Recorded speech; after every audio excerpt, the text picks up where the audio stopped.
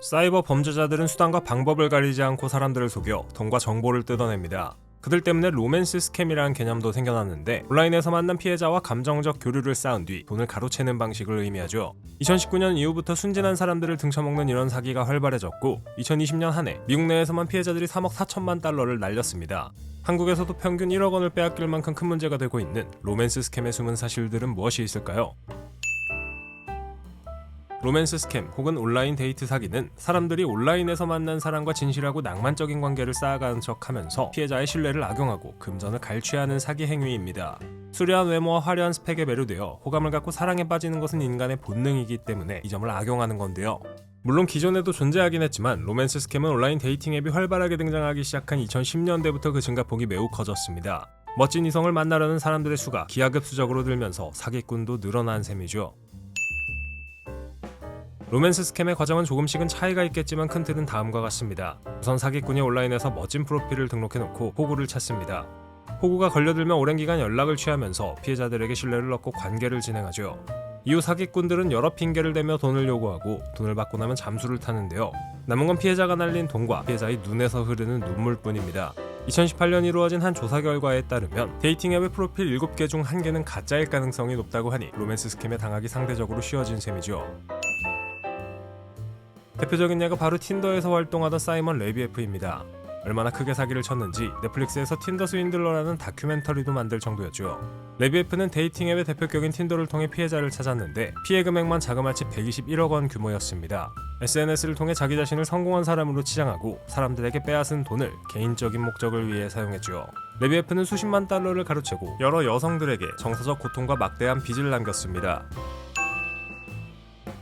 선진국이건 후진국이건 로맨스 스캠에 당하는 건 마찬가지입니다.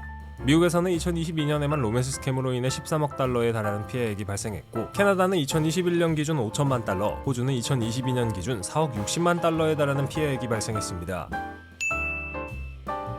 2020년 영국에서 이뤄진 조사에 따르면 응답자의 절반 이상이 외로움으로 인해 발렌타인데이에 로맨스 스캠에 당할 확률이 더 높다고 응답했습니다.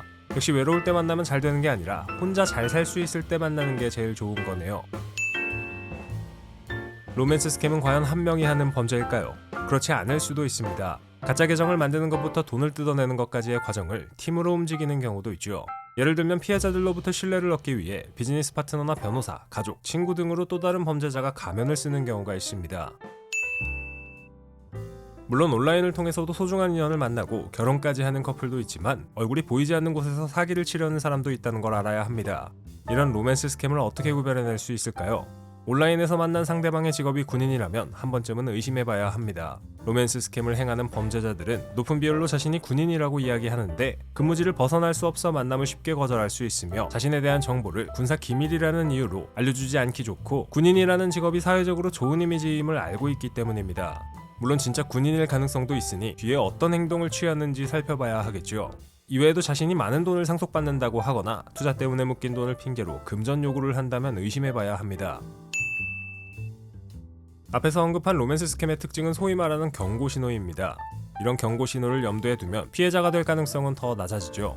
로맨스 스캠이 갖는 또 한 가지 특징이 있는데 대부분의 피해자들이 기프트 카드나 암호화폐로 사기꾼에게 돈을 보낸다는 겁니다. 이 두 가지는 익명성이 어느 정도 보장되어 추적이 쉽지 않고 범죄를 저지르고 숨기에 알맞죠. 이외에도 로맨스 스캠을 예방할 수 있는 방법은 많습니다. 데이팅 앱과 사이트에서 만난 사람에게 주소나 전화번호 같은 구체적인 개인정보를 알려주면 안 되고 신뢰할 수 없는 사람과는 만나거나 도움을 주지 않는 것이 좋습니다. 또한 만나게 된다면 첫 만남은 유동인구가 많은 공공장소에서 데이트를 해 혹시 모를 사태에 대비하는 것이 좋죠. 마지막으로 혹시라도 진정한 사랑을 만날 가능성이 있으니 무턱대고 상대방을 의심해서는 안 되지만 합리적인 의심을 가지고 상대의 의도를 파악하는 것도 좋습니다. 가장 중요한 것은 항상 사생활을 지키고 데이터 보안을 유지하는 겁니다. 그러기 위해서는 프리미엄 VPN, 노드 VPN을 사용하는 것이 좋죠. 노드 VPN의 바이러스 및 위협 방지 기능을 이용하면 웹트래커와 악성 웹사이트, 감염된 파일, 악성 광고 등 다양한 위협을 방지할 수 있고 더불어 트래픽을 암호화하고 접속 위치를 숨겨 로맨스 스캠으로 우리의 통장을 통장으로 만들려는 범죄자들로부터 스스로를 지킬 수 있죠. 백신과 VPN의 역할을 동시에 하는 노드 VPN 쓰기만 한다면 로맨스 스캠은 걱정하지 않아도 됩니다. 고정 댓글에 링크를 누르시면 2년 약정 시 노드VPN만의 독점적인 할인 혜택에 4달을 무료로 더 이용할 수 있는 딜을 확인해 보실 수 있습니다. 30일 동안 걱정 없이 환불되는 보장 정책으로 부담 없이 이용할 수 있는 건 덤이죠.